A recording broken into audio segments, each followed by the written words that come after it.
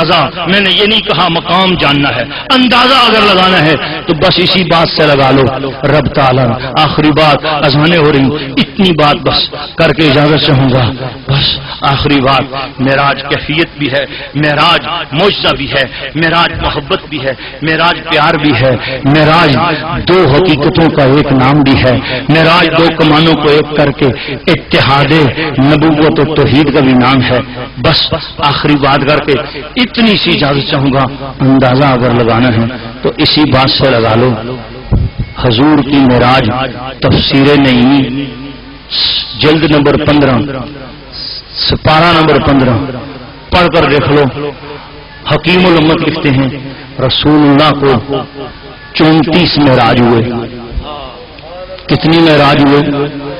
اونچی آواز میں بول دو۔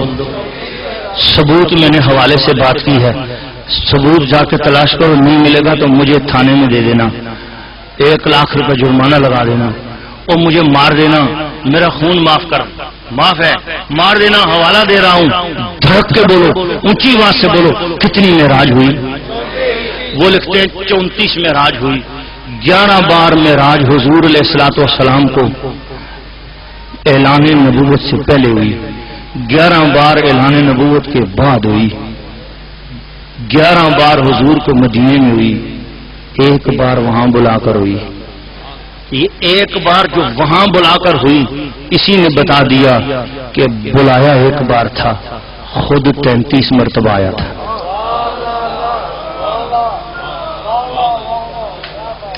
1 بار بلایا تھا، 1 بار بلایا تھا، جتنی معراجیں ہوئیں خود آیا تھا، جتنی معراجیں ہوئیں 34 ہو۔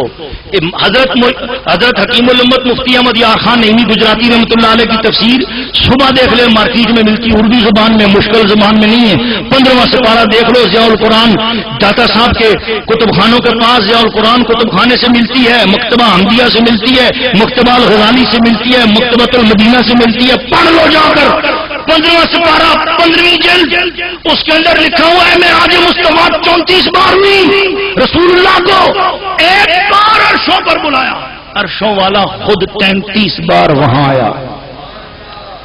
ایک بات بتا دو، جہاں خدا ہوتا ہے وہاں عرش ہوتا ہے، میری بیان ختم، جہاں خدا ہوتا ہے وہاں عرش ہوتا ہے۔ پھر کہنے والوں نے کہا کہ عرش کا نام بھی عرش نہ تھا، جب حضور 1 بار گئے تھے تو عرش ہو گیا۔ اب مجھے بتاؤ، چلو جی خدا اور مصطفیٰ جہاں 1 بار اکٹھے ہوئے وہاں عرش بن گیا، مجھے بتاؤ 1 بار خدا اور مصطفیٰ جہاں اکٹھے ہوں وہ جگہ عرش کہلاتی ہے، جہاں 33 بار اکٹھے ہوئے ہیں وہ جگہ مدینہ کہلاتی ہے، وہ عرش سے بھی افضل ہو جاتی ہے۔ اب 33 معراج یہ ہے جو یہاں ہوئے، 1 معراج وہاں ہوا، اس کا ذکر کر دیا، اس کا ذکر نہیں کیا، کیوں؟ یہ 33 معراجوں کی تعداد تو ہے مگر ان کی کیفیات نہیں، لوگوں سے ایک ہضم نہیں ہو رہا، وہ 33 کیسے ہضم کریں گے؟ اللہ تعالیٰ اپنے محبوب کے صدقے، محبوب کی شانوں اور کمالات کے ساتھ ہمیں زیادہ سے زیادہ رابطہ، محبت، پیار رکھتے رہنے کی توفیق عطا فرمائے۔ محبت، حضور تشریف لائے زمین پر تو اس وقت اذانیں ہو رہی تھی،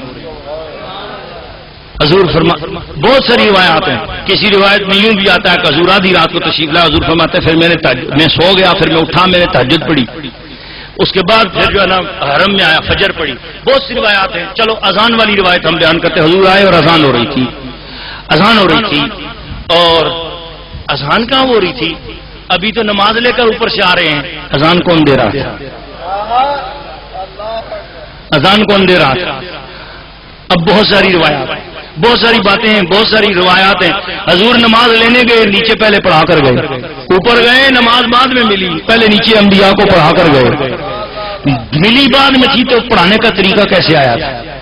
اسی سے پتہ چلتا ہے یہ جو 1 معراج تھی، یہ معراج تجھے اور مجھے دکھانے اور سنانے کے لیے تھی، وہ یہ سب کچھ سیکھ چکے تھے ان 33 معراجوں میں۔ یہ کچھ اور باتیں بھی ہیں. اب یہ چھڑ جانے والی بات ہے اور یہاں انگور نہ بول جائیں کہیں، اس لیے پہلے بھی انگور ہی بولتے رہے، لیکن اب ذرا تھوڑا سا خیال بھی اس طرف چلا گیا ہے.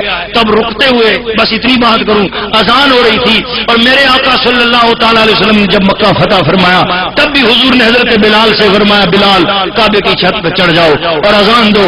بلال کعبے کی چھت پہ کھڑے ہو کے حیران ہو گئے. پوچھا یا رسول اللہ صلی اللہ علیہ وسلم، آقا جہاں بھی اذان دیتا تھا منہ کعبے کی طرف کرتا تھا، آج کعبے کی چھت پہ کھڑا ہوں اب منہ کس کی طرف کروں؟ حضور نے فرمایا میری طرف منہ کر لو، جہاں رہو منہ کعبے کی طرف کرو، کعبے کے اندر آ جاؤ یا کعبے کے اوپر چڑھ جاؤ منہ مصطفیٰ کی طرف کرو. کیوں کہ مصطفیٰ کعبے کا بھی کعبہ ہے، حضور کعبے کا بھی. تو بلال نے اذان دی،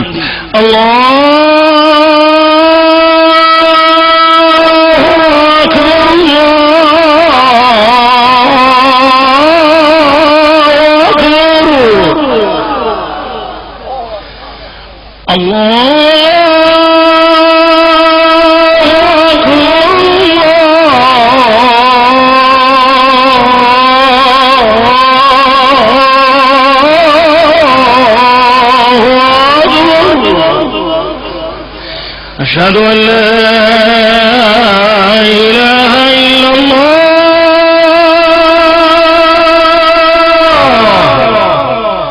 أشهد أن لا إله إلا الله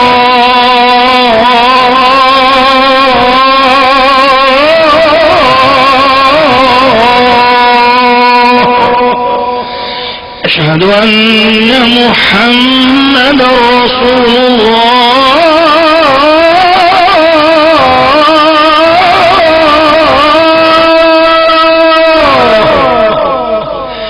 أشهد أن محمد رسول الله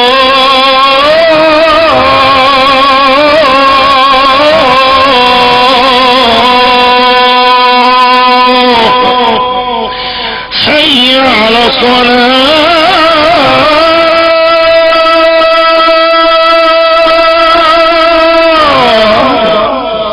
حي على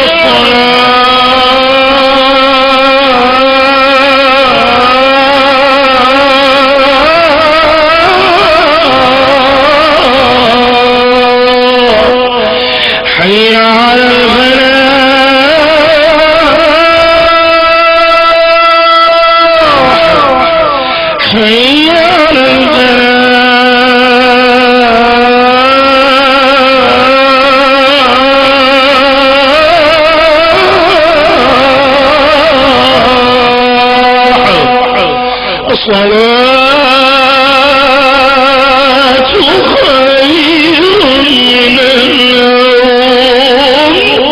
الصلاة خير من النوم الله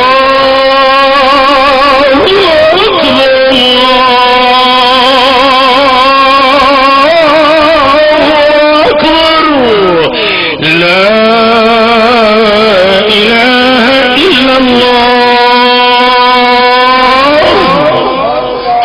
رسول اللہ. چونکہ بہت ساری فرمائشیں اذان کی آئی تھی، چونکہ کراچی میں یا کہیں اور آپ احباب نے سی ڈیز میں سن لیا ہوگا، وہاں اذانیں بلالی سنی جاتی ہے اور لوگ پسند کرتے ہیں. یہ فقیر جب بھی اذان دیتا ہے تو لوگ فرمائشیں کرتے ہیں کہ آپ حضرت بلال حبشی کی وہ اذان ہمیں سنائیں. تو وہ آج بھی وہ فرمائش پہنچائی تو اس لیے میں نے اس فرمائش کی بنا پر سنا دی، جبکہ میرا گلا تقریر کر کے بیٹھ چکا ہوا تھا اور وہ اذان دینے کے قابل نہ تھا. لگتا ہے کہ میں نے نہیں دی ہے، کچھ محبت والوں کی نظر نے دلوا دی ہے.